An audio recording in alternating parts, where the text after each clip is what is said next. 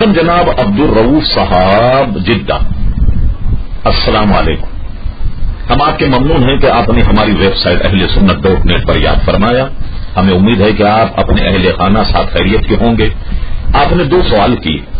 آپ نے پہلا تو یہ پوچھا کہ ایک شخص جو جدہ میں مقیم دفتری کام سے روزانہ طائف جاتا، واپسی میں حرم مکہ سے گزرتا ہے، کیا اس پر عمرہ لازم ہوگا؟ تو دیکھیے، کوئی شخص اگر روزانہ طائف جاتا ہے تو اس کو چاہیے کہ وہ راستہ ایسا اختیار کرے کہ جس میں حرم شریف نہ ہو، یعنی اگر وہ واپسی میں حرم شریف سے گزرتا ہوا آیا تو ایسے شخص کو عمرہ کرنا پڑے گا۔ لیکن ہاں، ایک شخص جو میقات کے اندر رہتا ہے، یعنی جدہ کے اندر رہتا ہے، تو جدہ میں رہتے ہوئے کوئی شخص اگر بغیر احرام کے حرم چلا جائے، یعنی مکہ مکرمہ چلا جائے، تو وہ نفلی طواف کر سکتا ہے اور اس کو احرام باندھنے کی ضرورت نہیں۔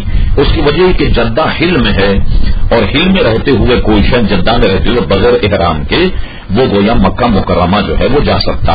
لیکن باہر سے آنے والا آدمی جو میقات کے باہر سے آئے، ظاہر ہے کہ طائف جو ہے وہ میقات سے باہر ہے، میقات سے باہر کا آنے والا آدمی مکہ مکرمہ میں بغیر احرام کے داخل نہیں ہوگا، اسے عمرہ ادا کرنا پڑے گا۔